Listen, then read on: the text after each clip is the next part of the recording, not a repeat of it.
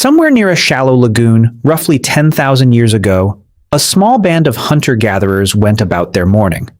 Men sharpened stone tools, women gathered edible plants along the shoreline, children played near the water. This was their territory, their fishing ground, their home, and they had no reason to think that morning would be any different from 1,000 mornings before it. Then, without warning, another group emerged from the tall grass.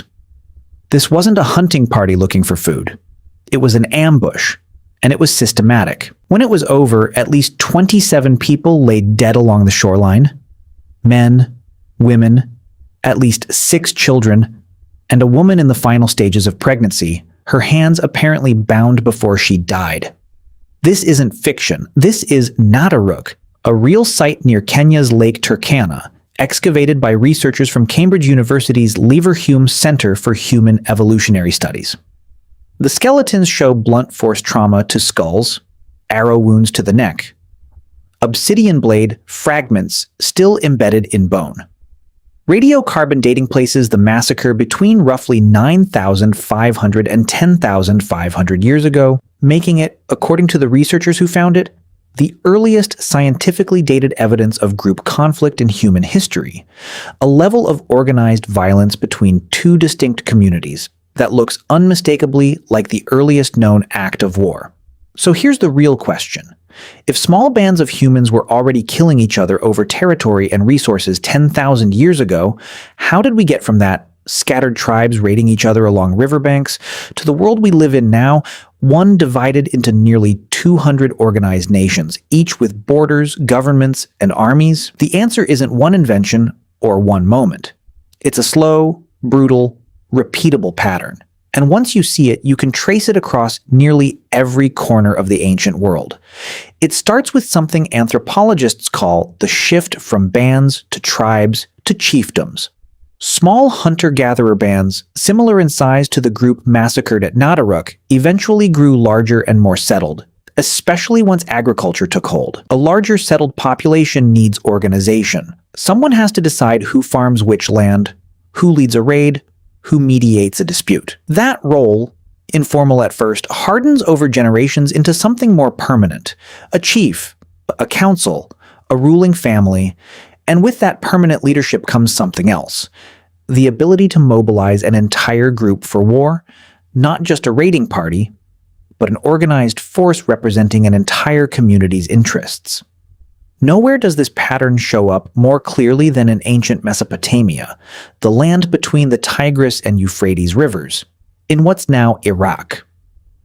By around 4000 BCE, the region around the city of Uruk had grown into what many historians consider the world's first true city, a densely populated urban center with monumental temples, organized labor, and a ruling class. But Uruk wasn't alone. Cities like Ur, Lagash, Umma, and Kish grew up alongside it, each functioning as its own independent city-state, each with its own king, its own gods, and critically, its own competing claims to farmland and water rights along the same 2 rivers. And they fought, constantly. Sumerian records describe generations of conflict between neighboring city-states. Most famously, a centuries-long territorial dispute between the cities of Umma and Lagash over a strip of agricultural land, one of the earliest documented border wars in human history. These weren't isolated skirmishes. They were part of an ongoing, structural competition, city-state against city-state, each one trying to expand at the expense of its neighbors. That competition eventually produced something new.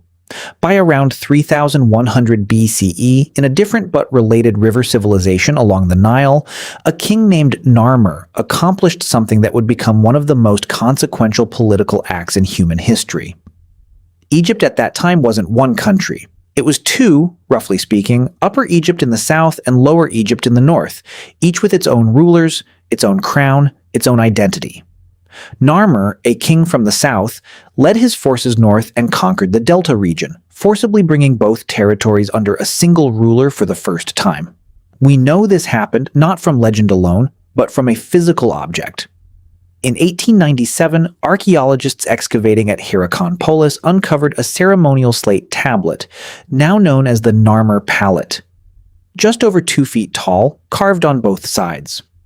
On one face, Narmer wears the white crown of Upper Egypt while smiting a captured enemy. On the other, he wears the red crown of Lower Egypt, processing in triumph among the bodies of the defeated.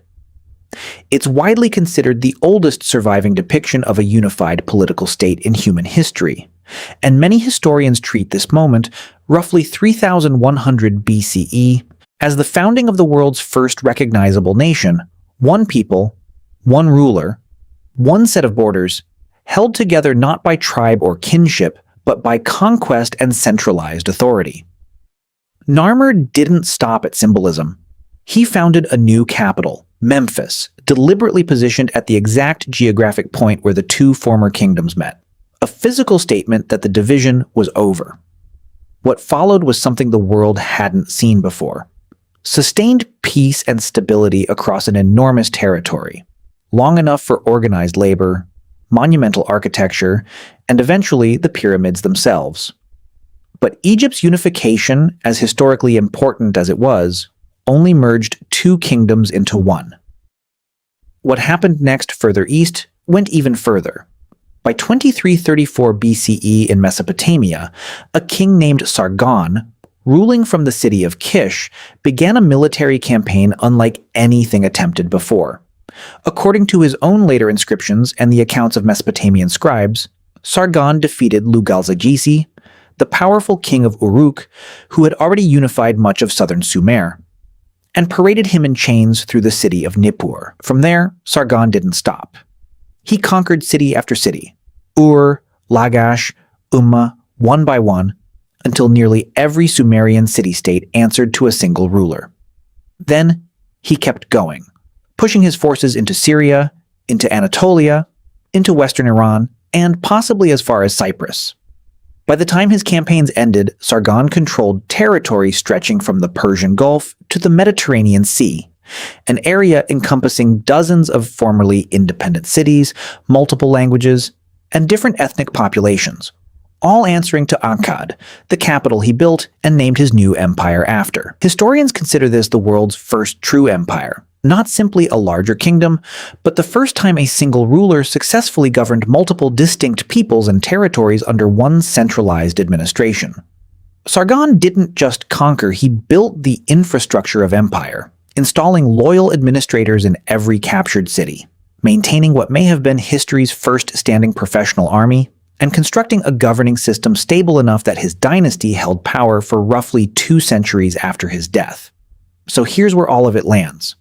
What started at a lagoon in Kenya 10,000 years ago as small-scale raiding between rival bands scaled upward again and again through the same basic pattern. Communities grew large enough to need leadership. Leadership organized violence more efficiently than any single raiding party ever could. Efficient violence conquered neighboring territory. Conquered territory required administration to hold together, and administration, once established, became something entirely new: a state, and eventually, an empire. Every nation that exists on a map today, in some sense, traces back through this exact same chain. Tribes that fought, chiefdoms that organized that fighting, kingdoms that emerged from the strongest chiefdoms, and empires that emerged from the strongest kingdoms. The specific names changed. Sumer became Akkad. Akkad gave way to Babylon and Assyria. Egypt's dynasties rose and fell for 3,000 years. But the underlying mechanism, communities organizing violence to seize and hold territory, then building systems of governance to keep what they'd taken, repeated itself on every inhabited continent, independently, over and over, for thousands of years. The woman found bound at Nataruk never knew she was witnessing the opening chapter of something.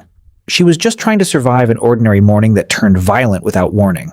But the pattern that killed her and her community, organized groups fighting for territory and resources, is the exact same pattern that, scaled up across millennia, eventually produced Narmer's Egypt, Sargon's empire, and ultimately, every nation, every border, and every government that exists on Earth today. The borders changed. The weapons changed. The scale changed almost beyond recognition. The pattern never did.